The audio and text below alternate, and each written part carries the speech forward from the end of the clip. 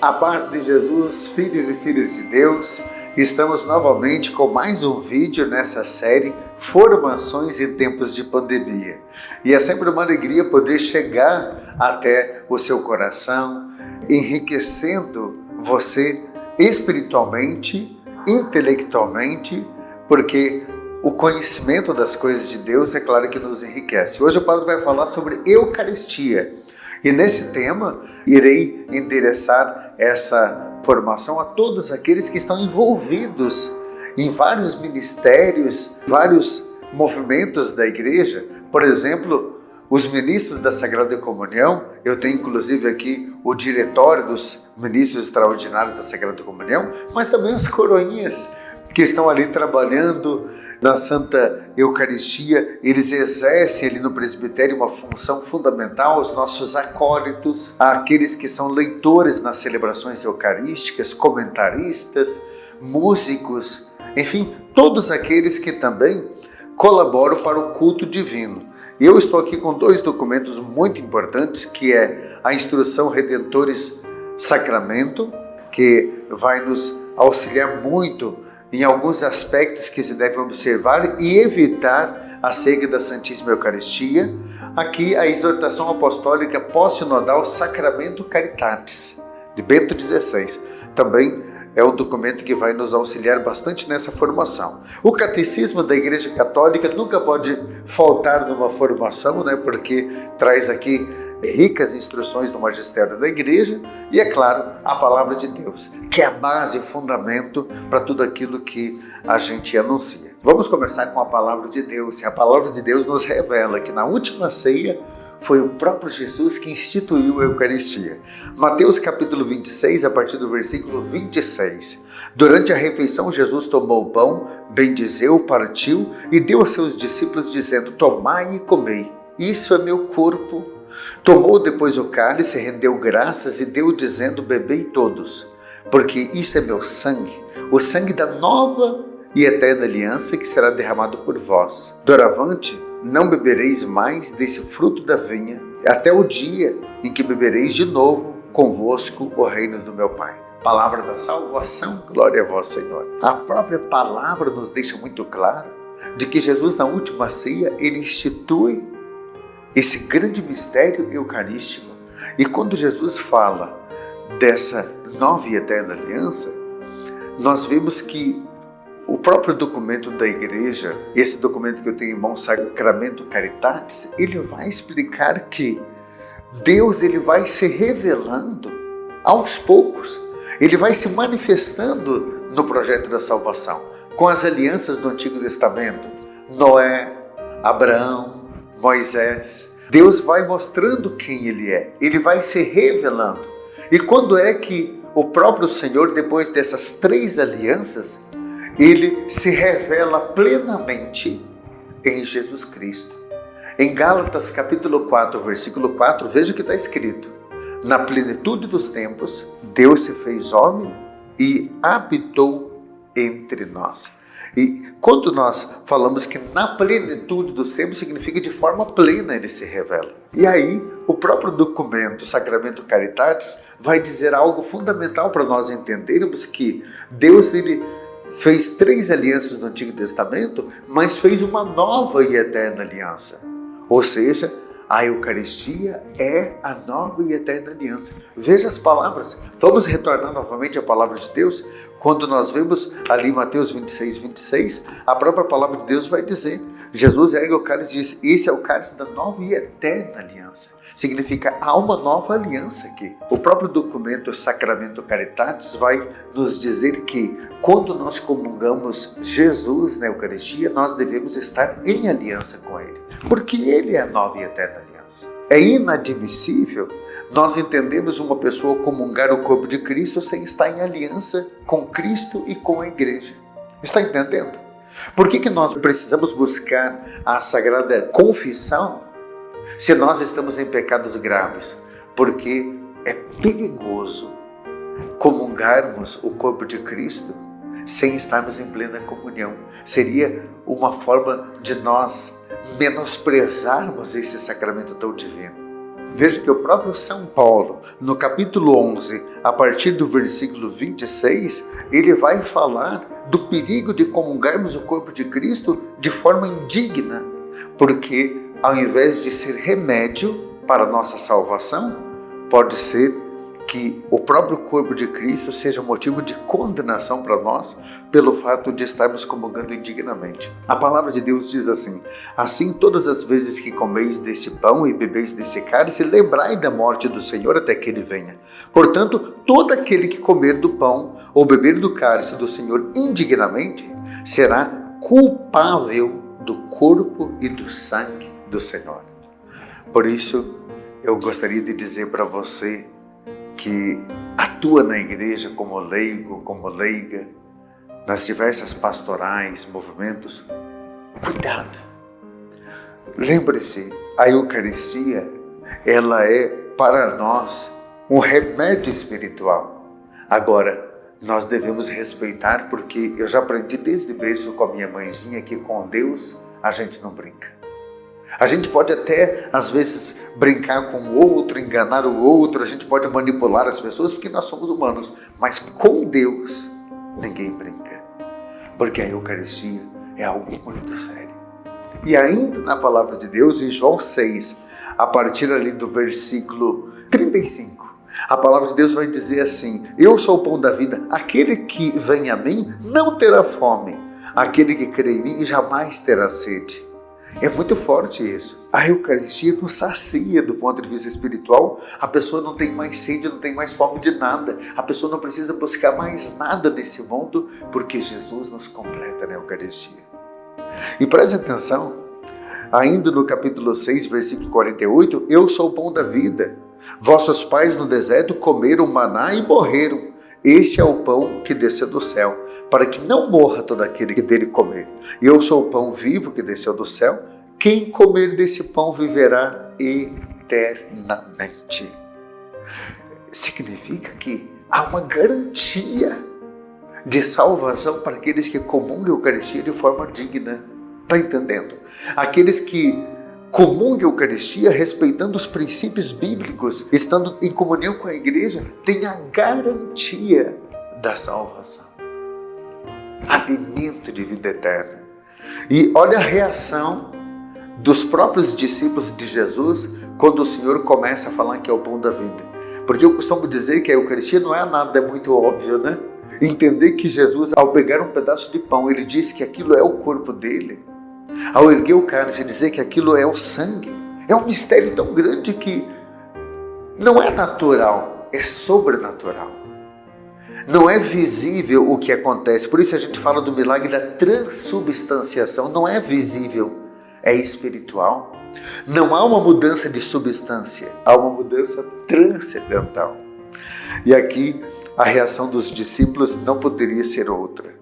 Muitos dos seus discípulos, ouvindo, disseram: isso é muito duro, quem pode admitir? E lá no versículo 66, desde então muitos dos seus discípulos se retiraram e já não andavam mais com ele. Então Jesus perguntou aos 12: quereis vós também retirai-vos? E Pedro então disse: a quem iremos, Senhor? Só tu tens palavras de vida eterna. São Pedro, o primeiro papa da igreja, revela uma fé tão fundamental. Por isso, buscar comungar de uma forma digna.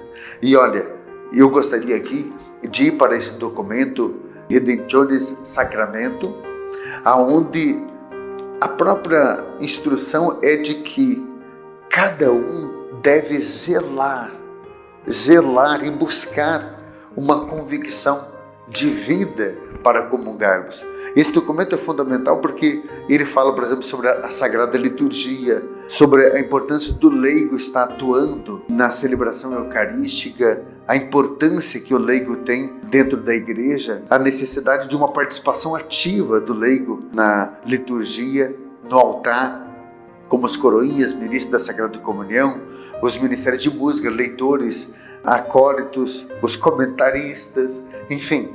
Agora, quando a gente fala dessa busca de santidade, dessa postura.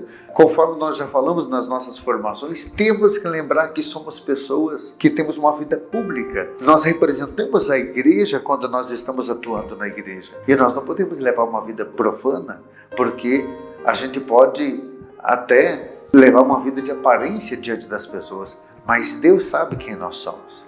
E por isso, veja os ministros da Sagrada Comunhão, a responsabilidade que têm.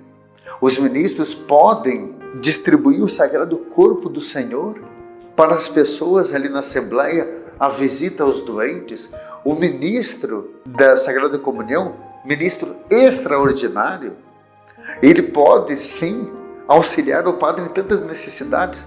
E quando esse documento, Redemptionis Sacramento, fala dos abusos, significa que não há como nós estarmos ali auxiliando no serviço do altar sem levar uma vida de santidade, sem buscarmos uma vida que esteja de acordo com a altura do ministério que nós recebemos. Seria o primeiro abuso diante do Sagrado Corpo do Senhor.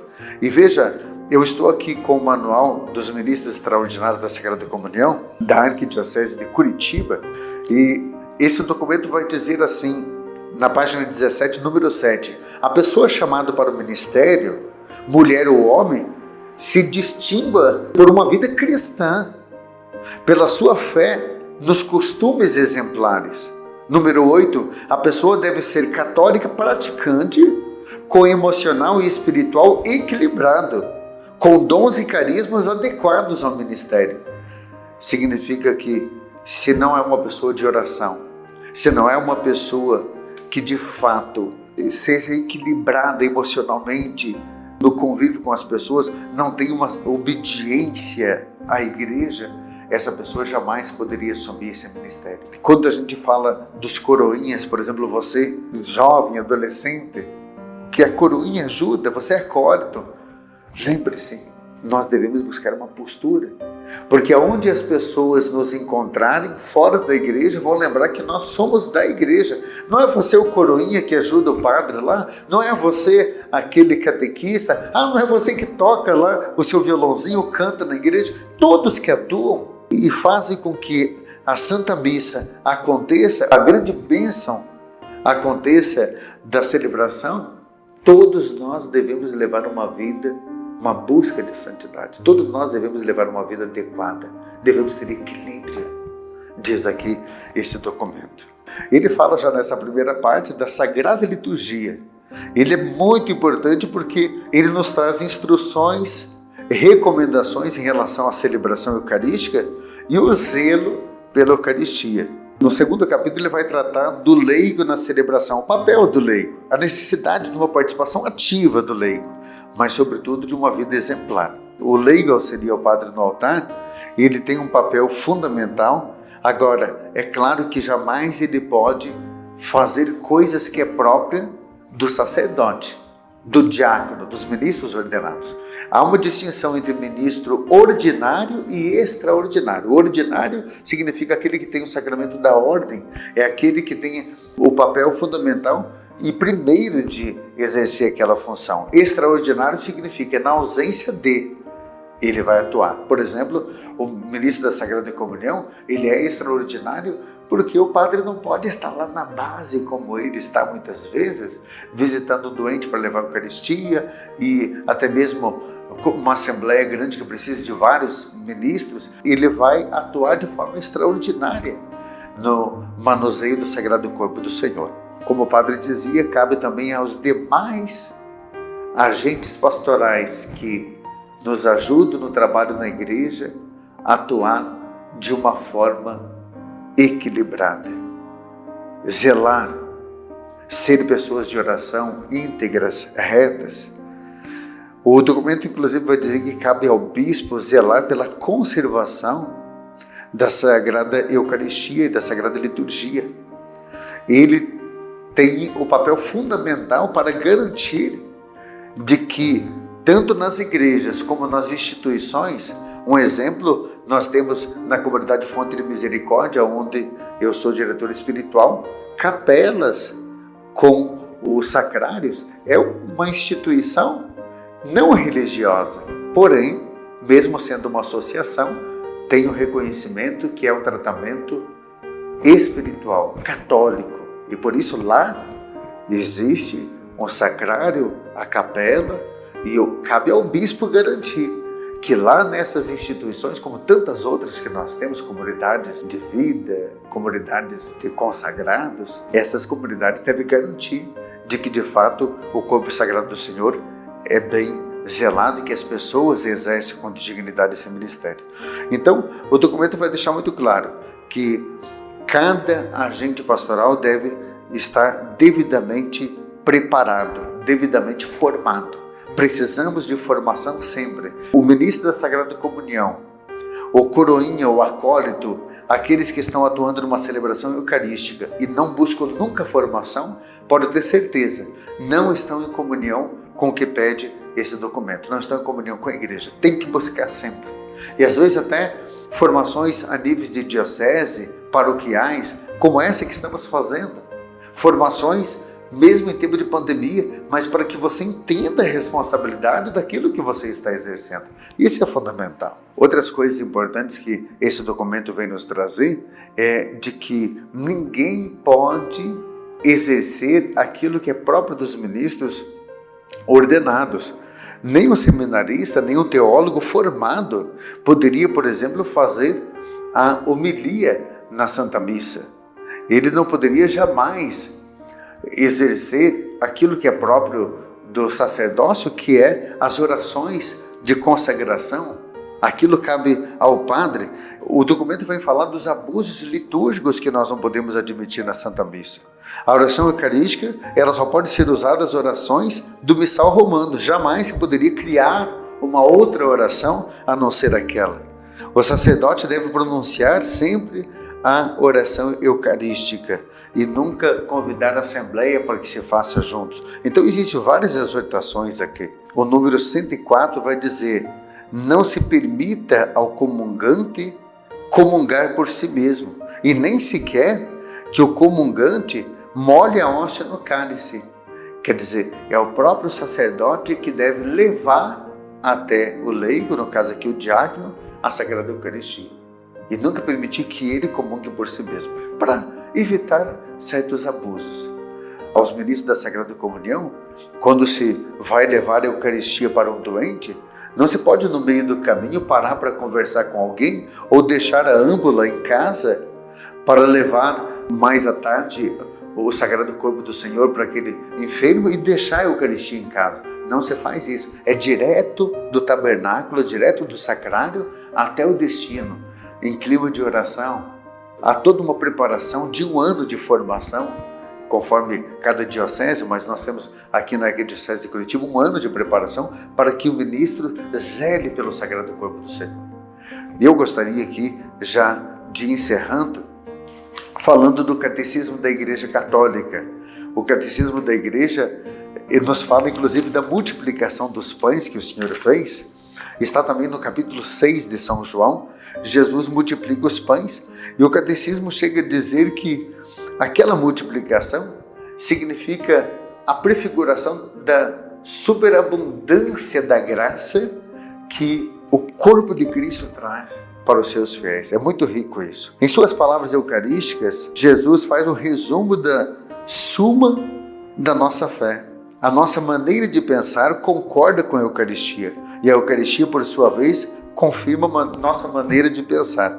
Número 1327 exprime os diversos atos da Igreja. Diz assim o Catecismo número 1329: a ceia do Senhor é um dos nomes dados à Sagrada Comunhão, a ceia, pois se trata da ceia que o Senhor fez com seus discípulos na véspera da sua paixão e da antecipação da ceia das bodas do Cordeiro na Jerusalém Celeste. Quer dizer, é uma antecipação do grande banquete que um dia nós teremos junto com o Senhor. E aí você poderia até dizer assim: Padre, mas e as pessoas que não podem comungar o Sagrado Corpo do Senhor? Essas pessoas não teriam oportunidade da salvação, não teriam oportunidade de estar um dia nesse grande banquete, já que a Eucaristia é a antecipação desse banquete? Olha que o próprio documento Sacramento Caritatis vai falar de que não é só pela Eucaristia que nós podemos receber Jesus. Vai lembrar de uma passagem de Romanos capítulo 10, onde a própria palavra diz que a fé vem pelo ouvir falar.